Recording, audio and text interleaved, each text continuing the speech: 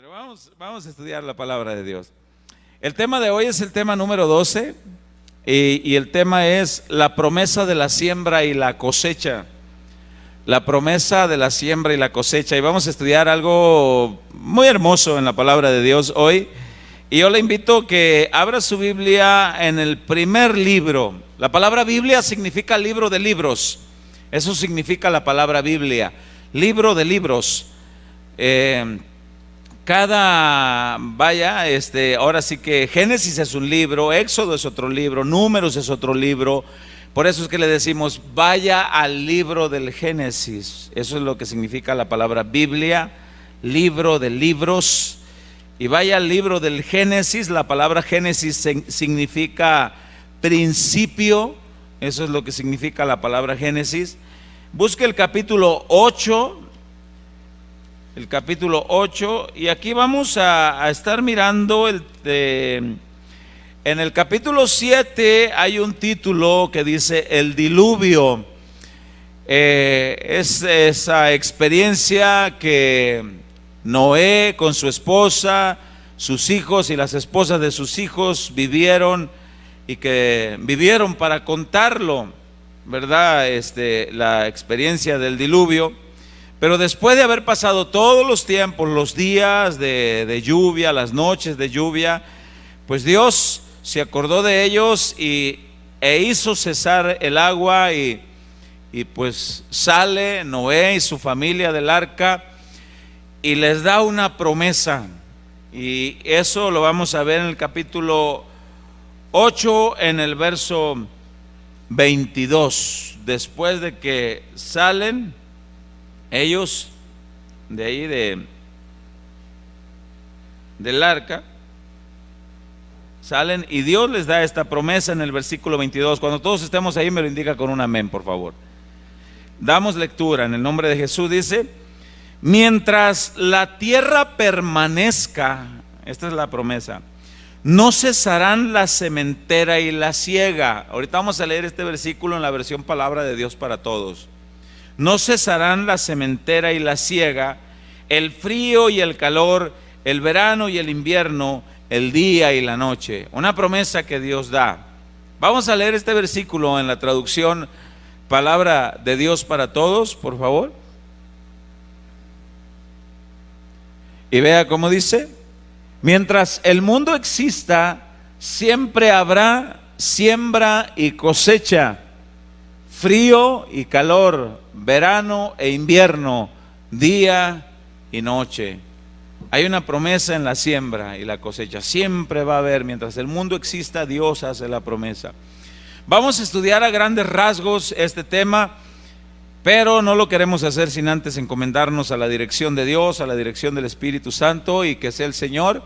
Y yo ruego que ore por mí y oremos los unos por los otros. Padre, te hemos adorado, Señor, hemos glorificado tu nombre, y es tiempo de aprender de tu palabra o de abundar en lo que ya sabíamos quizá algunos, Señor. Pero para esto yo ruego la asistencia, la dirección de tu Espíritu Santo, tanto para mí como para mis hermanos, para que juntos crezcamos en el conocimiento de tu verdad y todos pongamos por obra lo que tú nos enseñas, Padre, en tu palabra. En el nombre de Jesús, amén y amén. Siempre habrá siembra y cosecha, es la promesa. Siempre habrá frío y calor. Lo hemos comprobado, ¿verdad? De que ya estamos comprobando que el calor pues ya va de salidita, y estamos mirando que se avecina la temporada del frío. Miramos que hay invierno, que hay verano, que hay día, que hay noche. Dios va cumpliendo sus promesas y vamos mirando los cumplimientos en las estaciones del año, y vamos mirando cada día. Termina un día, empieza una noche, termina la noche, empieza el día, y ahí vamos mirando el cumplimiento de la promesa de Dios. Pero vamos a enfocarnos al tema de la siembra y la cosecha, la promesa de la siembra y la cosecha. Este tema de la siembra y la cosecha, la Biblia lo presenta en varios sentidos. Lo presenta desde lo literal, que podemos encontrar que es a la siembra, arar la tierra, depositar la semilla y hacerlo con el propósito, el deseo de tener el fruto, ¿verdad? La cosecha de aquella semilla que se siembra. Pero también la Biblia muestra la siembra y la cosecha en el sentido espiritual. Todo lo que el hombre sembrare, esto también segará. Si siembra para la carne, de la carne segará corrupción. Si siembra para el espíritu, sembrará vida eterna. También lo habla en lo económico.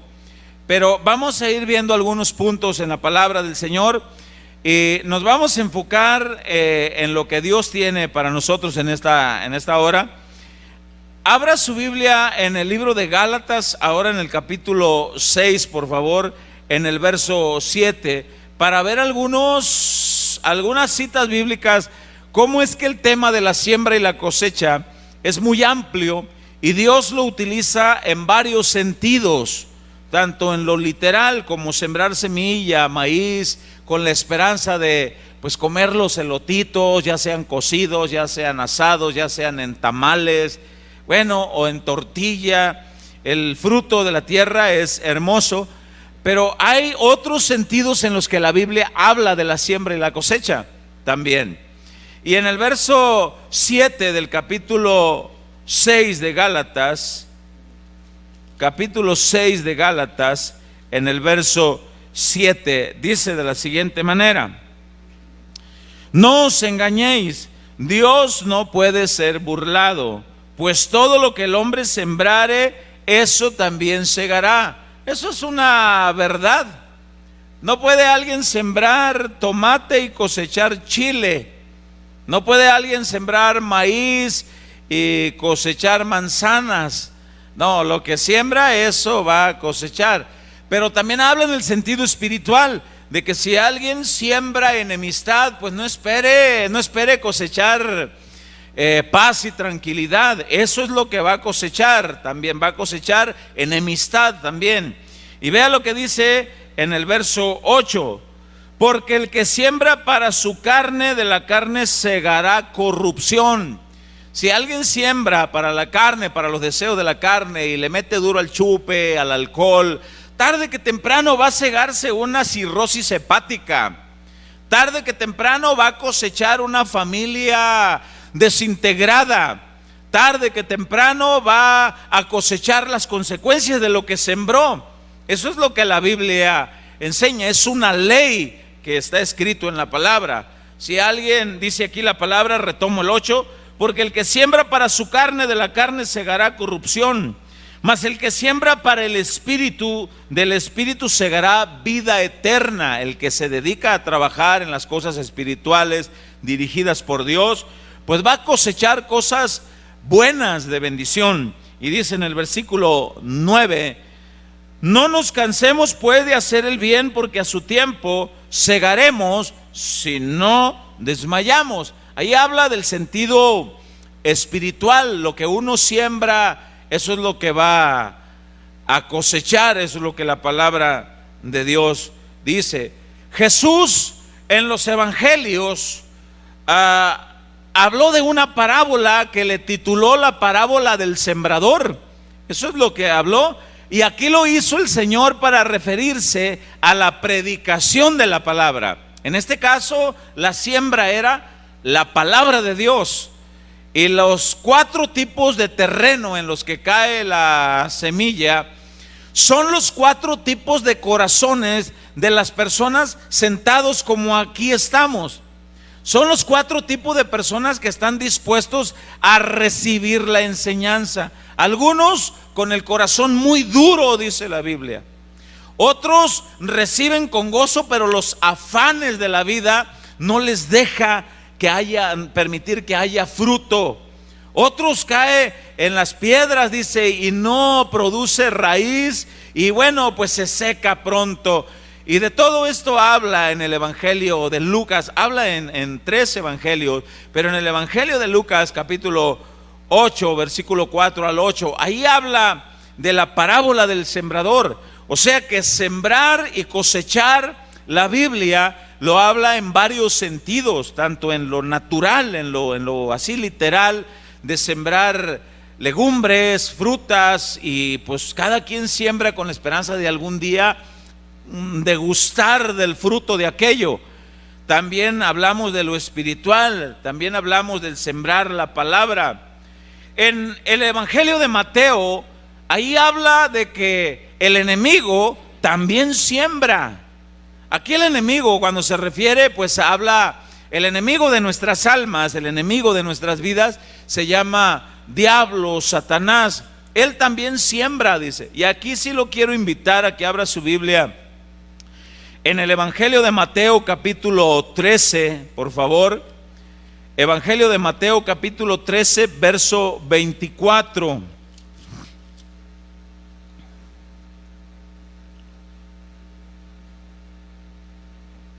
Evangelio de Mateo capítulo 13, verso 24. También en este evangelio habla de la parábola del sembrador.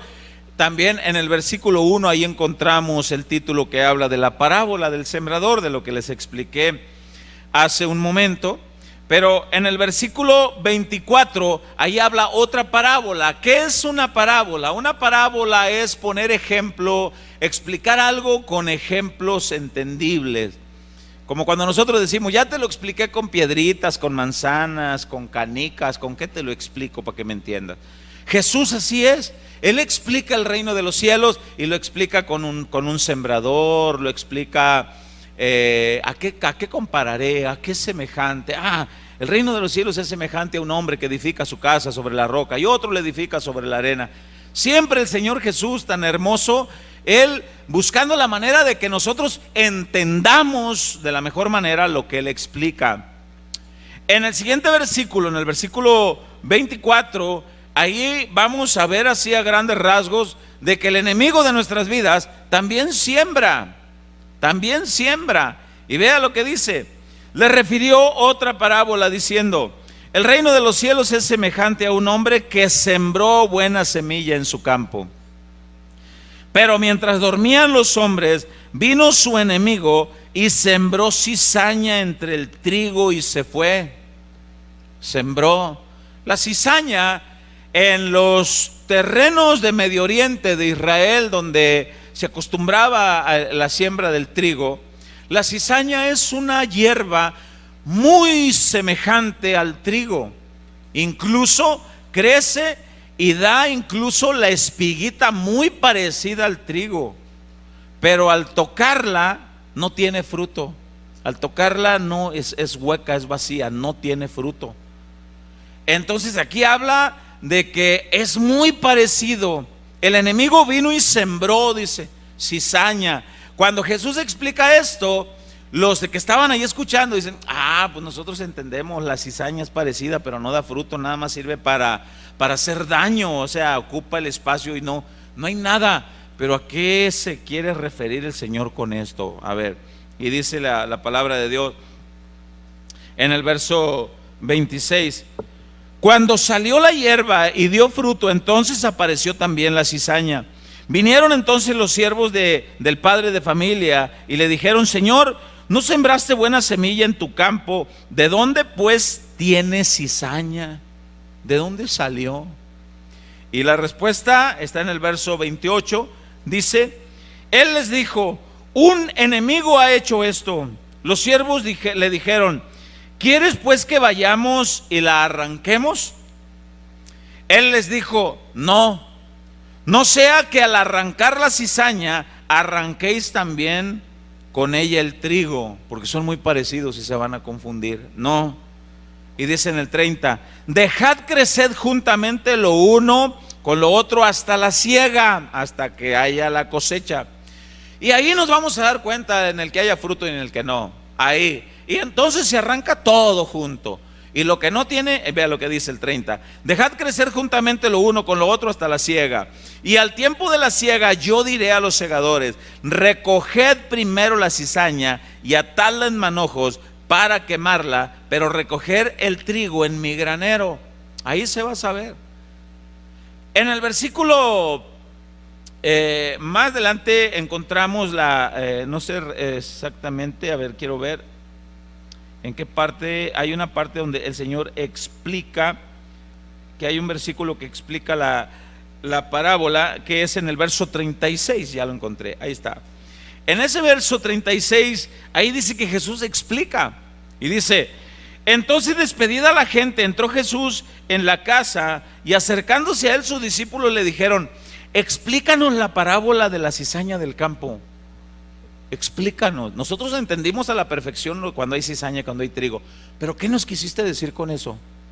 Y dice en el verso 37, respondiendo él les dijo: el que siembra la buena semilla es el Hijo del Hombre, Jesús. El campo es el mundo. La buena semilla son los hijos de Dios, los hijos del reino, y la cizaña son los hijos del malo. Y esto nos habla que en una congregación, no todos los que están en una congregación son hijos de Dios. No todos. También hay hijos del otro. ¿Y cómo se van a saber quiénes son de uno y cuán del otro? Por el fruto, dice. Por el fruto. Pero vea lo que dice en el 39. El enemigo que la sembró es el diablo. La siega es el fin del siglo, y los segadores son los ángeles. Y vea, de manera que como se arranca la cizaña y se quema en el fuego, así será el fin de este siglo. Enviará el Hijo del Hombre a sus ángeles, y recogerán de su reino a todos los que sirven de tropiezo y los que hacen iniquidad, y los echará en el horno de fuego. Allí será el lloro y el crujir de dientes. Entonces los justos resplandecerán como el sol en el reino de su Padre. El que tiene oídos, oiga. El que tiene oídos, dice, para oír, oiga. Hablar de la siembra y la cosecha en la Biblia es en varios sentidos. En lo que tú siembras, lo que yo siembro en el diario vivir. Lo que Dios siembra. Yo en este momento estoy haciendo el trabajo de sembrador, estoy sembrando la palabra. Los 4 terrenos en los que cae la palabra son los 4 tipos de corazones de oyentes que están en este lugar. Algunos, la semilla caerá en corazones dispuestos como buena tierra, y caerá la palabra y dará buen fruto. En otros, los afanes los abrazarán y no, como que no. Y bueno, hay otra parte de la Biblia que también habla, de la siembra y la cosecha. Y vamos a ver ahí también, a ver a qué se refiere. Abra su Biblia en la segunda carta a los Corintios, capítulo 9, verso 6.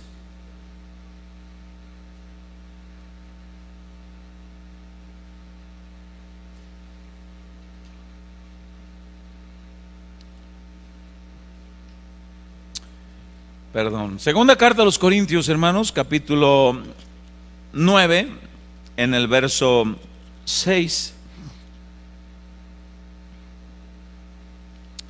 Cuando usted ahí me lo indica con un amén, y damos lectura. Dice: pero esto digo, dice, el que siembra escasamente también segará escasamente, y el que siembra generosamente, generosamente también segará o cosechará. Y dice eso es lo que dice en el verso, en el 7 dice: cada uno dé como propuso en su corazón, no con tristeza ni por necesidad, porque Dios ama al dador alegre. En esta parte de la Biblia, y aquí es donde quiero pedirles, por favor, si se había distraído hasta ahorita, aquí le quiero pedir que centre más atención. En esta parte de la Biblia habla de la economía, del dinero que se aporta para sustentar los gastos que haya en una congregación local, las ofrendas. Este es uno de los temas más delicados que se tratan en el cristianismo, en la iglesia, en el tiempo de hoy. ¿Por qué? Porque hay quienes con grande libertinaje hacen abuso de la congregación y roban desmedidamente, y no tienen otro tema más que dinero, dinero, dinero, y hablarles de cómo sacarles el dinero a la gente. Hay personas en las iglesias cristianas que ya tienen hasta cierto temor de acercarse a alguna iglesia cristiana, porque abunda más el tema de sacarles el dinero. Ese es un extremo.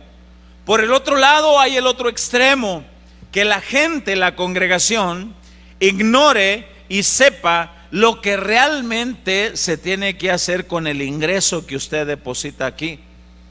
En una congregación local pues hay gastos, se paga luz, se paga agua.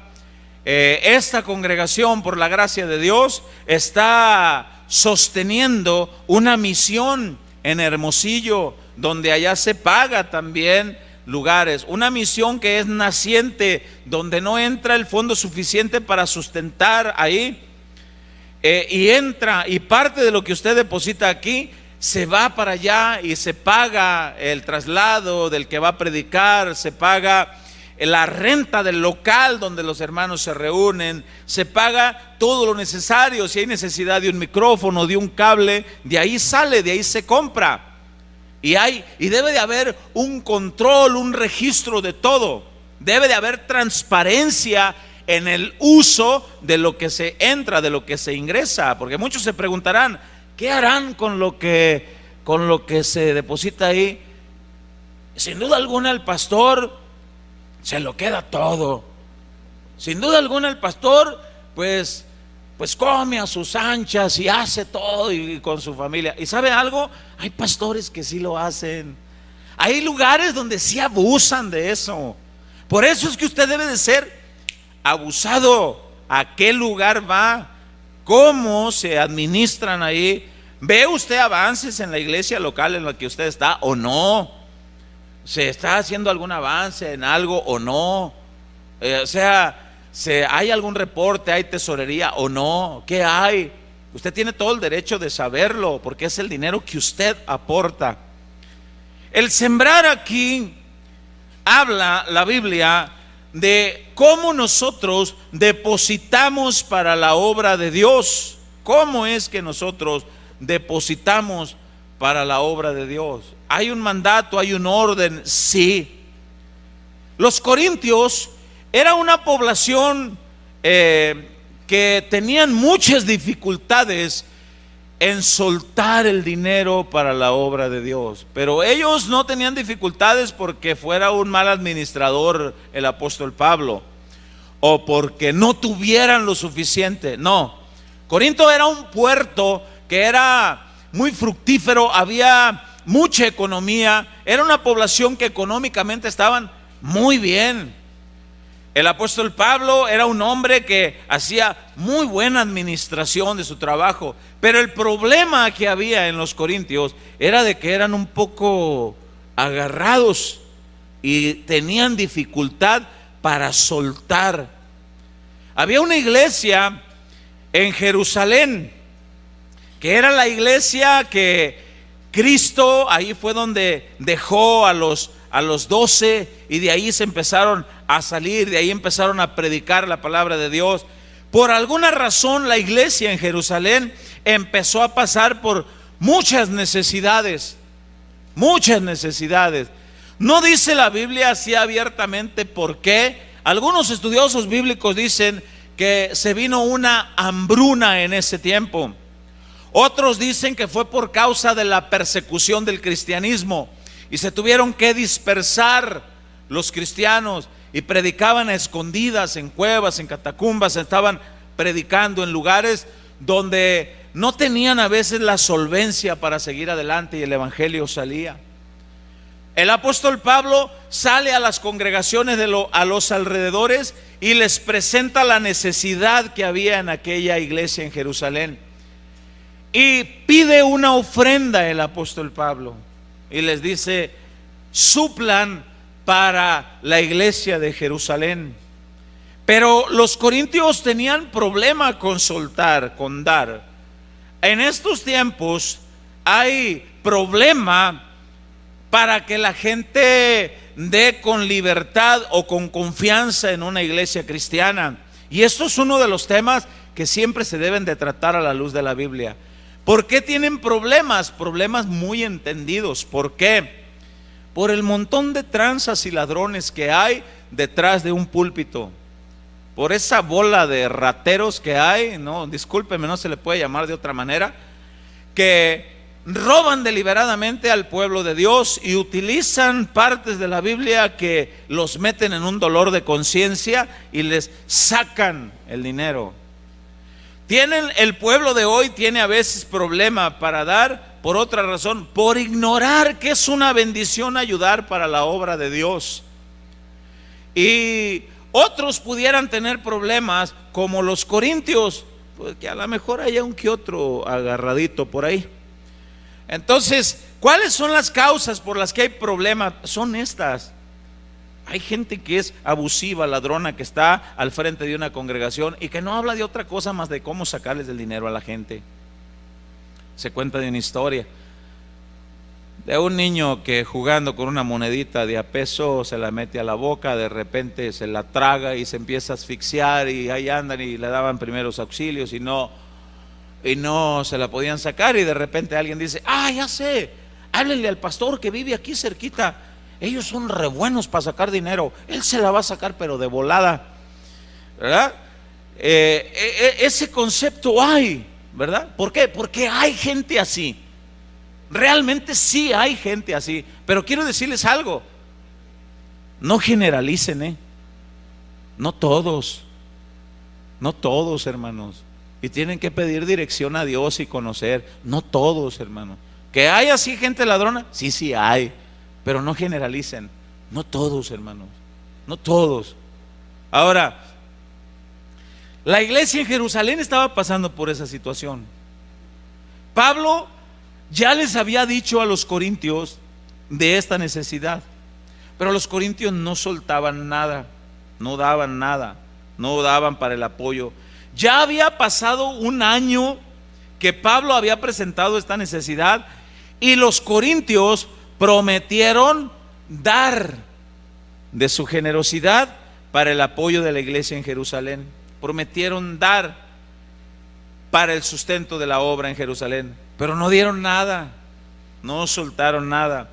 Y Pablo motivaba, escúcheme bien esto que le voy a explicar. Pablo motivaba a otras iglesias locales y les decía estas palabras: ¿saben que los hermanos de Corinto ya prometieron? ¿Saben que los hermanos de la iglesia de Corinto ya están dispuestos? Son unos hermanos bien lindos, ya prometieron ayudar para la obra de Dios. Y Pablo motivaba a otras iglesias, y en las otras iglesias decían los otros hermanos: pues gloria a Dios, qué bueno que los hermanos ya prometieron. ¿Saben qué? También nosotros vamos a aportar para la ayuda de alguien, para la ayuda, para el sustento de la iglesia en Jerusalén. Y se motivaban, y Pablo agarraba esta parte de la escritura. Vea lo que dice, vamos a leer el contexto del verso 1, capítulo 9. Cuanto a la administración para los santos, es por demás que yo os escriba, pues conozco vuestra buena voluntad, de la cual yo me glorío. Escuche bien: yo me glorío entre los de Macedonia. Tienen buena voluntad, ya prometieron. Que Acaya, era la región donde estaba Corinto, que Acaya está preparada desde el año pasado, escuche, y vuestro celo ha estimulado a la mayoría. ¿Saben qué, macedonios? Los hermanos de Corintios desde el año pasado dijeron que iban a aportar algo y están dispuestos. Ya tienen un año diciendo que están dispuestos a aportar para la obra de Dios. Ya tenían un año diciendo que iban a aportar para la obra de Dios. Y vea lo que dice: pero y vuestro celo, dice, ha estimulado a la mayoría. Vea el 3.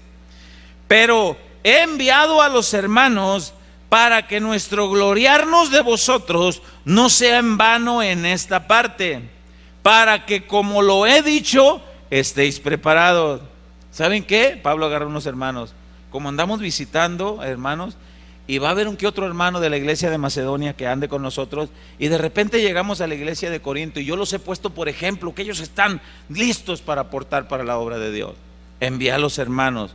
Y vea lo que dice en el verso 4: no sea que si vinieren conmigo algunos macedonios y os hallaren desprevenidos, nos avergoncemos nosotros, por no decir vosotros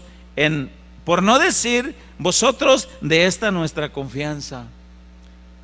Pues aquí venimos con unos hermanos macedonios. Aquí estamos en la iglesia de Corinto. Hermanos de Corinto, ya les hablé a los hermanos de Macedonia. Todos andamos haciendo una colecta para apoyar a los hermanos de la iglesia en Jerusalén. Lo estamos ayudando. Ya les dije a ellos que ustedes están listos para aportar. ¿Cuántos están listos? Amén. Ok, oremos por como decía el hermano ahorita, oremos por los hermanos que van a ofrendar por sus trabajos. Y que resulta que al contar no había nada. Y los macedonios ahí: oye, Pablo, ¿no dijiste que tienen un año que ya están listos esperando la oportunidad? Sí, pues no dieron nada. Hay más que 30 pesos.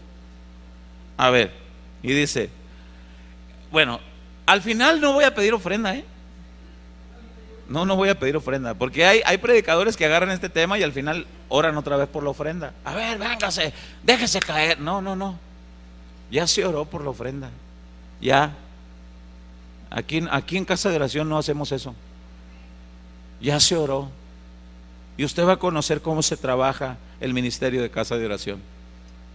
Tratamos de hacer las cosas de la mejor manera posible. Ahora, dice en el verso 4: no sea que si viniere conmigo algunos macedonios os hallaren desprevenidos, nos avergoncemos nosotros por no decir vosotros de esta nuestra necesidad. Por tanto, tuve por necesario exhortar a los hermanos que fuesen primero a vosotros y preparasen vuestra generosidad antes prometida. ¿Cuánto tiempo hacía que la habían prometido? 1 año. Y no la daban, hermanos. Y no la daban. Hay una escritura en Eclesiastés que dice: cuando prometas algo al Señor, no tardes en cumplirlo. Mejor fuera que no hubieras prometido nada. Mejor no prometas nada. Pero bien. Y dice al final del verso 5: para que esté lista, escuche bien por favor, para que esté lista como de generosidad y no como de exigencia nuestra. No venimos a exigirle. Ustedes lo prometieron, cada quien de su generosidad, y no como exigencia nuestra. Y ahí es donde entramos en el versículo, cuando yo agarré esa parte para leer para explicar de la siembra y la cosecha acerca del dinero. Y vea lo que Pablo dice en el verso 6: pero esto digo, el que siembra escasamente también segará escasamente, y el que siembra generosamente, generosamente segará. ¿A qué se refiere? Todo aquel que aporta para la obra de Dios, Dios no es deudor de nadie. Dios bendice a las personas. Dios no es deudor de nadie, pero cada quien lo dé no como exigencia nuestra, no, sino como de generosidad y conociendo para qué es. Ahora dice en el verso 7, Pablo explica de nuevo que cada quien debe hacerlo como lo propuso en su corazón. No lo debe de hacer como exigencia, como lo propone en su corazón. Y dice en el verso 7: cada uno dé como propuso en su corazón, no con tristeza ni por necesidad, porque Dios ama al dador alegre. No, pues ahí viene este Pablo, ahí viene, pues ya vamos a ofrendar. No, ya hacía 1 año que habían prometido y no daban nada. Pero Pablo dice: cada quien como lo propuso en su corazón, yo no les vengo a exigir. En una ocasión estuvimos nosotros en un lugar donde se sube una persona aquí a este lugar y abre la Biblia y dice: todo lo que traigan en su cartera hoy lo tienen que dar para Dios, y si no lo da son unos mezquinos, son unos tacaños y esto y que lo otro. No, hombre. Nosotros habíamos invitado a una persona muy amada a esa iglesia esa tarde, porque esa tarde nos tocaba predicar a nosotros. Y la persona que invitamos nosotros voltea y nos mira y me dice: oye, mijito, a mí me habían asaltado, dice, con pistola y con cuchillo, hasta con un garrote me asaltaron una vez, ¿no? Pero con la Biblia, mijito, nunca me habían asaltado, dijo. Esto es un asalto, me dijo. Y nosotros volteamos y le dijimos: es que esto es un asalto. Oye, hermano, es que realmente los asaltan, hermano. Pero la Biblia dice, enseña cómo se tiene que dar, por generosidad. Se tiene que conocer todo, tiene que haber un control, tiene que haber alguien que lleve el control, alguien ajeno también a los pastores, que lleve un control, un registro de los ingresos, de los egresos, de todo. Aquí hay Allá se paró, por cierto, mire. Aquí hay tesorería. Les comento así de rapidito. El día de ayer oramos en la iglesia de Hermosillo por un tesorero. Ya empezaron a levantarse los servidores. Ya oramos y pusimos manos por una hermana que se va a encargar de la proyección. Ya oramos por un matrimonio que se va a quedar a cargo de las reuniones entre semana. Pero nos dio mucha risa porque el hermano por el que, gloria a Dios, dele fuerte el aplauso para Cristo. Se están levantando los servidores, está creciendo la obra. Cuando Dios va adelante y cuando las cosas se hacen de la manera íntegra, no, hay un respaldo hermoso de Dios. El hermano que oramos para delegarle la responsabilidad de la tesorería se acerca a mi esposa y a mí y nos dice: oigan, pastores, quiero confesarles algo. Dice: sí, hermano Eduardo, díganos. Pues es que yo me llamo Eduardo Ponce. Sí, ya lo sabemos, pero es que no conocen mi segundo apellido, dice. Y a ver si al saber mi segundo apellido, a lo mejor me quieran quitar del puesto. Pero ¿por qué, hermano? Es que mi segundo apellido es Iscariote. Y Judas Iscariote era el tesorero de Jesús, pues. Y Judas Iscariote era bien rata, era ladrón. Dice: es que mi segundo apellido es Iscariote, hermano. Dice: no, hermano, le digo, déjense de cosas. Pero Dios conoce mi corazón. Claro, le digo que Dios conoce su corazón. Haga su trabajo, le digo, de una manera íntegra. Y bueno, seguimos aquí. Cada uno, dice la palabra de Dios, dé como propuso en su corazón, dice el verso 7. Nadie lo dé ni con tristeza ni por necesidad, porque Dios ama al dador alegre. En el versículo 8 dice que Dios es tan poderoso para darte en abundancia, para que supla lo necesario en tu casa, para que nada te falte, pero a la vez que nosotros abundemos en generosidad para dar para las necesidades de la iglesia local. Yo les decía a los hermanos allá en Hermosillo: ¿saben que entra generosamente, le digo, cada domingo? Y les voy a decir algo, le digo, no para que se sientan mal, ni para exaltar la iglesia de Nogales, sino para en Cristo. Si como el apóstol Pablo se gloriaba de los corintios, en el buen sentido me glorío de la iglesia de Nogales, de que son hermosos. ¿Saben que tenemos un mini split de 3 toneladas y no lo prendemos porque no abastece? Y tenemos pedido otro de 3 toneladas para ponerlo acá. Y tenemos pedido otro de 2 toneladas para ponerlo allá. Y ya una vez ha completado todo, que haya una buena refrigeración. Y le digo: ¿sabe que pudiéramos nosotros sacar en corto tiempo y pagarlo todo? Pero ¿sabe que no lo hemos comprado? Le digo yo a la iglesia de Hermosillo. No lo hemos comprado, en parte porque se está sosteniendo la obra de Hermosillo. Porque pagamos 3,000 pesos de renta por cada sábado. Porque pagamos el viático, porque pagamos los gastos de esto y pagamos los gastos del otro, y se va quedando, porque lo que entra todavía en Hermosillo todavía no sustenta la obra. Y vamos haciendo eso. ¿Sabe que ustedes están bien a gusto? Le digo a los hermanos aquí en Hermosillo, hasta le piden al del trabajador, le digo, del hotel, que si por favor le baje poquito al aire acondicionado porque tienen frío. ¿Sabe que la iglesia en Nogales, le digo, nomás les vuela la manita, le digo, con un cartoncito o con algo, le digo, porque tienen calor? Por amor, le digo, a ustedes. Se ponen de pie los hermanos y empiezan: gracias a Dios. Pastor, dígale a la iglesia en Nogales que muchas gracias. Dígales, por favor, que les amamos. Dice. Dígales, dice, que ahí viene el tiempo de frío, dice. Que ya viene, que ya falta poquito, dice, que ahí viene el tiempo de frío. Bueno, y dice, y se me acerca el hermano, uno de los hermanos, y me dice: pastor, qué gran corazón los hermanos de Nogales, dice, de que no se ha comprado, pero sabe, ya estamos confiando en Dios, que yo tenía la esperanza de que ya estuviera instalado para hoy, pero me faltó fe. Pero bueno, vamos a seguir predicando el evangelio de Cristo. Vamos a seguir predicando las buenas nuevas. Dice en el verso 8, dice: y poderoso es Dios para hacer que abunde en vosotros toda gracia, a fin de que teniendo siempre todas las cosas, todo lo suficiente, abundéis para toda buena obra. Poderoso es Dios para que no te falte nada en tu casa. Poderoso es Dios para que tengas que desayunar, tengas que comer, tengas que cenar, y aún así puedas aportar el día del servicio para el sustento de la obra de Dios, para que se suplan los gastos, el agua, los enseres que se necesitan, el jabón, allá en la parte de abajo. Nuestros niños, ellos sí tienen aire acondicionado, ellos están a gusto, ellos están ahí. Por eso todos quieren ser maestra de niños, ¿verdad? Para estar ahí en el aire acondicionado. Ellos sí están a gusto, hay que pagar todo eso. Qué bueno que usted aporta. Y dice el versículo 9: Dios suple a los necesitados.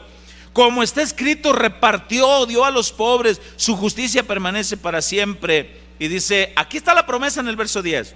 Dice: y el que da semilla, aquí hablando de Dios, que es el que pone en tu mano, y el que da semilla al que siembra y pan al que come, vea la promesa, proveerá y multiplicará vuestra sementera y aumentará los frutos de vuestra justicia.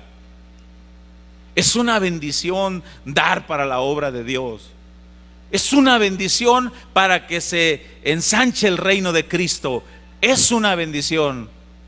Pero el pueblo está asustado. ¿Por qué? Porque hay un montón de ratas, como dice Paquita, la del barrio, de 2 patas.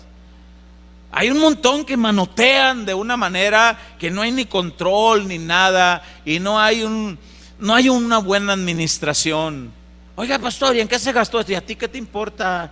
Pues ¿cómo que no le importa? Pues si es dinero de ustedes, es ustedes están dando. ¿Cómo que no? Sí les importa, sí les importa.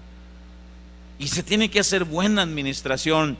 Este versículo 10, ¿me lo pueden proyectar por favor en la traducción del lenguaje actual, para que veamos la promesa de la siembra y la cosecha? La promesa de la siembra y la cosecha.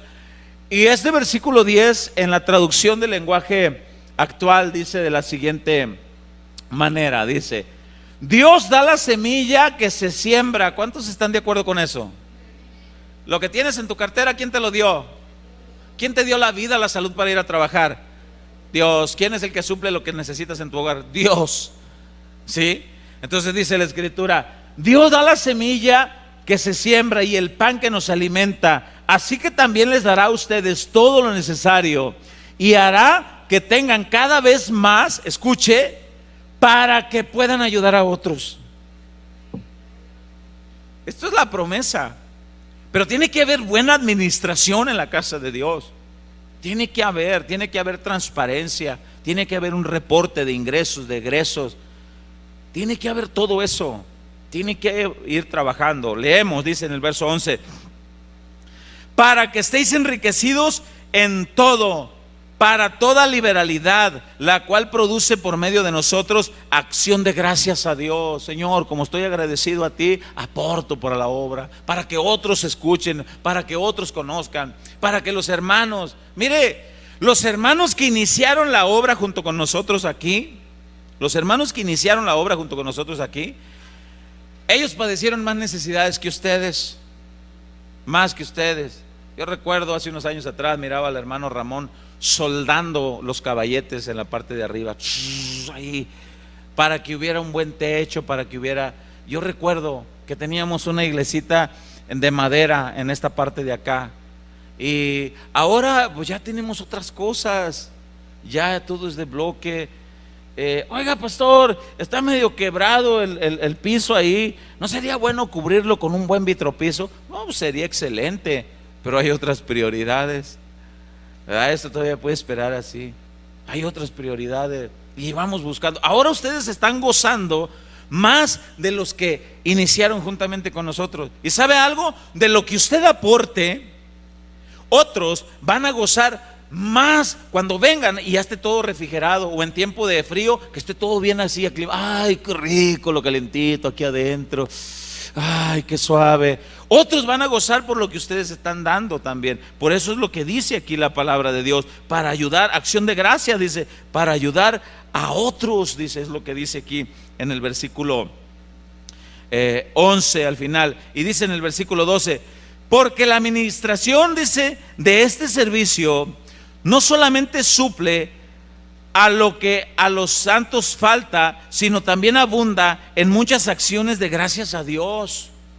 O sea que no solamente lo haces como para darle a lo que les falta a otros, sino que lo haces por tener un corazón agradecido a Dios. Gracias, Señor, por enseñarme tu palabra. Gracias por enseñarme a amarte más. Gracias por tener un lugar donde se predica el evangelio no diluido. Gracias, Señor, porque nos has puesto en una iglesia donde hay temor reverente a ti, donde hay amor a las almas, donde hay amor a otros, donde se sale a predicar. Gracias, Señor, y de lo recibido de tu mano te damos, Señor, para que la obra crezca, Señor, en beneficio. Gracias, Señor. Y aquel que no da, pues es por varias razones. Porque está asustado de la paliza de la despelucada que les han pegado otros pastores. Porque ignora lo que es la bendición de dar para la obra de Dios. O quizá tiene comezón en alguna parte del cuerpo. O sea, algo puede ser, ¿no? Algo tiene que ser. Entonces, cualquiera que sea, pues cada quien de como propuso en su corazón. Nadie, aquí no se le va a exigir, aquí no se le va a decir, hagan una fila acá a los de 500, aquí fórmenme a los de $100, acá pongan una canastita para que anillitos, a ver, tú que andas estrenando esos tenis, échalos para la obra de Dios, en el tianguis mañana me dan una buena lana por ello.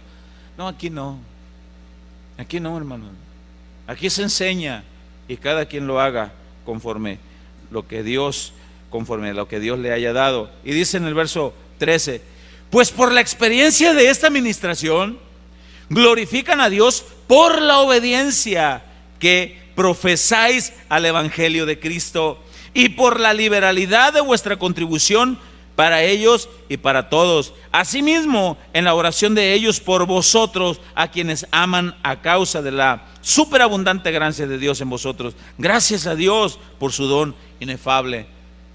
Pablo presumía a los corintios que ya estaban listos, pero no daban nada. Y dice, oye, no me vayan a hacer quedar mal, hermanos, Por eso les mando un hermano ahí por delante. Y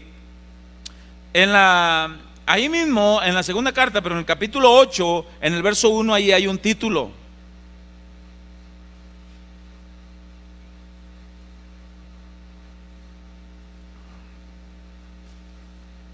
¿Ya lo miró? ¿Cómo dice? Ok, y vamos a ver. Aquí Pablo habla de la nobleza de los macedonios, que al escuchar que los corintios ya habían prometido, los macedonios dieron con mucha gratitud también. Y dice en el verso 1, asimismo, hermanos, os hacemos saber la gracia de Dios que se ha dado en las iglesias de Macedonia, que en grande prueba de tribulación y abundancia de su gozo y de su profunda pobreza abundaron en riqueza de su generosidad. Una vez más explicamos, siempre los que menos tienen son los que más dan. Los que menos tienen siempre son los que más dan. Siempre. Y dice aquí que esta iglesia eran pobres y ellos abundaron en su generosidad, dice, y dieron los macedonios. Y dice en el versículo 3, aquí leemos, dice la palabra, pues doy testimonio que con agrado han dado conforme a sus fuerzas y aún más allá de sus fuerzas, vea, aún más allá. Y vea cómo miraban los macedonios el dar para la obra de Dios. Dice en el verso 4, pidiéndonos con muchos ruegos que les concediésemos el privilegio de participar en este servicio para los santos. Pablo, ¿qué pasó, macedonios? Es un privilegio para nosotros aportar aún más allá de lo que podemos para que los hermanos en Jerusalén sigan recibiendo enseñanzas. Mira, Pablo, danos chance. Y Pablo les decía, espérenme, macedonios, espérenme, hay otras iglesias, vamos a ver cómo ¿Cómo resulta la ofrenda de los corintios? Espérenme, yo sé que ustedes están dispuestos, pero también veo que tienen necesidades. Denme chance, espérenme. Y los macedonios decían: danos este privilegio, no, espérenme. Y qué impresionante como empezaron a trabajar. Y dice en el versículo, ¿qué me quedé? 5. Sí, y dice: y no como lo esperábamos, dice, los macedonios no dieron como se esperaba, sino que asimismo se dieron primeramente el Señor y luego a nosotros por la voluntad de Dios. De manera que exhortamos a Tito para que tal que como comenzó antes, asimismo acabe también entre vosotros esta obra de gracia. Por tanto, les dice aquí a los corintios, como en todo abundáis. ¿Tienen fe, corintios? Amén, Pablo, tenemos fe. En palabra y en ciencia no les faltaba nada, porque 1 año y medio duró Pablo enseñándoles muy minuciosamente. En todo abundáis, en palabra, en ciencia, en toda solicitud y en vuestro amor para con nosotros. Y al final del verso 7 dice: abundad también en esta gracia. También den. Corintios, tienen muy buenos trabajos, tienen muy buenos ingresos, los hermanos allá están batallando, y ustedes tienen 1 año que dijeron que iban a dar y no han dado nada. Pero cada quien dé como proponga en su corazón. Al final, si no quieren dar, está bien, dice Pablo, no den, Dios suplirá por otro lado. ¿Y a quién usaba? A los macedonios, a los más pobres. Y dice en el verso 8: no hablo como quien manda, sino para poner a prueba por medio de la diligencia de otros también la sinceridad del amor vuestro. No se los estoy ordenando, no. Pero ¿saben algo? Los de Macedonia están demostrando que tienen amor a Dios, que tienen gratitud a Dios, que tienen agradecimiento a Dios, que aman a las almas en otros lugares donde no tienen lo que ustedes tienen, y ellos aportan aún de lo que no tienen, y ustedes que tienen no dan. Pero está bien, dice Pablo, cada quien dé como propuso en su corazón. Mire, estos temas fácilmente se pueden agarrar como para al final hacer un despelucadero.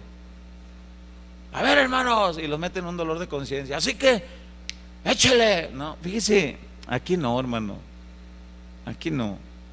Pero bueno, del verso 12 al verso 15, ahí dice cómo se debe de dar.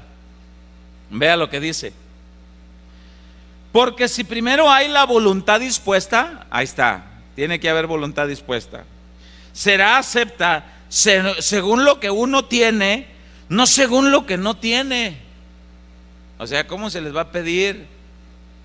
Yo recuerdo que estábamos en una ocasión en una iglesia en Phoenix, y estaba un hermanito por un lado de mí, y había apartado $20 para completar el pago del teléfono. Y estaba el predicador y ahora sí, sáquenle. Y el hermanito, cuando menos pensé, ya traía los $20 en la mano. Y le digo: hermano, tienes que pagar el teléfono, ¿verdad? Sí. Pero es que el hermano, y es que el predicador. Pero tienes que pagar el teléfono. Sí. Hermano, no des conforme a lo que no tienes, da conforme a lo que tienes, hermano. Ya ahorita se oró por la ofrenda, ya di. Bueno, ya diste. Pero a su lado estaba otro hermano que decía: hermano, ¿cuánto te falta para el teléfono? Me faltan otros $20. Y el otro hermano saca y le dice: toma, completa tus $20 para tu teléfono. Y saca otros $20 el hermano al lado y le dice: y no te pierdas el gozo de dar para la casa de Dios. Ve, da estos otros 20. Híjole, hermano. Qué hermoso.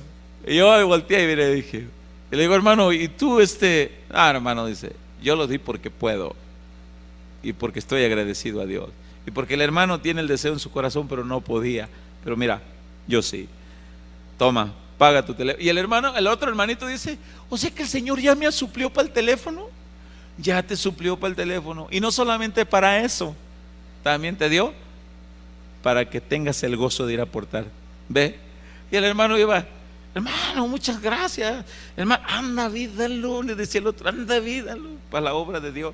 Y ya el otro dice: y si este predicador hace mal uso y resultó ratón vaquero, sacó sus 2 pistolas y tiró al aire y échele.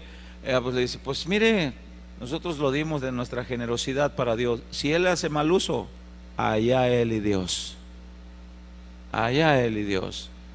Ahora dice, no den conforme a lo que no tienen, sino conforme a lo que tienen. Pero ¿sabe que hay gente que tiene y puede y se corintianizan? Pero bueno, cada quien. Y en el verso 13 dice, porque no digo esto para que haya para otros holgura y para vosotros estrechez. No, no es eso, no es el propósito. Sino para que en este tiempo con igualdad la abundancia vuestra supla la escasez de ellos, para que también la abundancia de ellos supla la necesidad vuestra, para que haya igualdad, como está escrito, el que recogió mucho no tuvo más, que el que poco no tuvo menos. No se trata de eso. Y es importante ver cómo los macedonios daban de mucho amor. Insistían los macedonios para dar. La ley de la siembra y la cosecha, yo no sé, yo les recomiendo las predicaciones que está dando el pastor Chuy Olivares en estas últimas enseñanzas, que está hablando de esto mismo. Yo les recomiendo que estudien. Pero la promesa de la siembra y la cosecha es una promesa actual. Usted siembra, usted cosecha. ¿Qué siembra? Lo que usted siembre. ¿Qué cosecha? Pues lo que siembra. Lo que siembra. Y Dios no es deudor de nadie. Ahora, para finalizar, 2 Corintios 9, donde empezamos, pero en el verso 6 leemos, dice, pero esto digo, el que siembra escasamente también segará escasamente, y el que siembra generosamente, generosamente también segará. Aquí habla del dar para la obra de Dios. Quiero aclarar algo antes de despedirnos. Hablar de sembrar generosamente, aquí no habla de dar en una medida grande de lo que te sobra. No. Porque recordemos la historia, la experiencia de la viuda en Marcos capítulo 12, verso 41, que dio 2 blancas, 2 monedas, que era lo equivalente más o menos para comprar medio kilo de tortillas. Eso era lo equivalente de las 2 blancas, para comprar más o menos medio kilo de tortillas. Pero los que estaban ahí echando en el arca de las ofrendas, llegaban los ricos y daban, y ¡bum!, echaban grandes cantidades, y Jesús estaba ahí. Jesús llama a sus discípulos y les dice, ¿ven a esa viuda? Sí, Señor, la que echó las 2 blancas, la que echó nada más para el medio kilo de tortilla. Sí, esa. ¿La ven? Sí. Ella dio más que aquellos gargantones que van allá. Ella dio más, porque ella dio de su generosidad el sustento que tenía para el día de hoy. Dio todo. La Biblia no dice qué más pasó con ella, pero ¿usted qué cree? ¿Jesús la dejó sin su medio kilo de tortillas? Oh, por supuesto que no. La Biblia no dice qué comió aquella viuda aquella tarde, pero sin duda alguna, así como Jesús multiplicó los peces y los panes, así como Jesús ha hecho grandes milagros, yo no sé qué pasó con esa viuda. Yo no sé si esa viuda al llegar a su casa destapó la olla y a lo mejor había un pollo rostizado. Yo no sé si abrió su alacena y había lo suficiente. Yo no sé si utilizó a alguien más para que le diera para el sustento. Lo que sí estoy seguro, lo que dice la Biblia: joven fui y he envejecido, y no he visto a justo desamparado, ni su simiente que mendigue pan. Eso sí estoy seguro, de que Dios le suplió de alguna manera. Dios se lo suplió. El dar generosamente, entonces, no se refiere al dar de lo que sobra, como ya leímos en los otros versos del capítulo 8, sino dar conforme a lo que tienes, conforme a la gratitud, conforme al amor que tienes para Dios, conforme al amor que tienes para otras ovejas, conforme al amor que tengas. Por ejemplo, yo recuerdo las sillitas que teníamos aquí, que al final se las donamos a otro pastor. Una silla de madera que no tenían el colchoncito, no tenían la colchoneta para la sentadera, pues, ni tenían la colchoneta para el respaldo. ¿Cuántos se acuerdan de esas sillitas de madera? A ver, levanten la mano. Mire, ya ve, ahí está, mi hermana Dolfina, hermana Griselda. Y ahora usted se sienta en esa sillita, mire, acolchonaditas, a gusto, tranquilo. Y ahora damos con el gozo de decir: Señor, en esta sillita, ay, que venga un alma necesitada, alguien que te va a conocer, que a gusto esté. Y como dice el pastor Chuy Olivares, pues para los que duermen, pues que duerman a gusto, ¿no? Que se acomoden y que se duerman a gusto también los que duermen, ¿verdad? Que también estén a gusto, ¿verdad? También los que se duermen. Pero lo damos, el dar generosamente habla conforme a la capacidad. Pero ¿sabe qué hicieron los macedonios? Dieron más allá, por amor a Dios y por amor a las almas. La promesa de la siembra y la cosecha va conforme a lo que Dios da, en el temor de Dios, conforme a la voluntad de Dios. Todo lo que usted aporta para el reino de Dios y que se haga un buen uso de ello, es con gratitud a Dios y con el propósito de que el reino de Dios se siga predicando, que haya lo necesario, que haya buena administración. ¿Quiere usted ayudarme a orar para que en casa de oración se siga estableciendo el reino de Dios en esa área? Para que siga habiendo temor de Dios y para que se siga administrando todo en el orden de Dios. ¿Quiere usted orar por eso? Póngase sobre sus pies, vamos a orar por eso.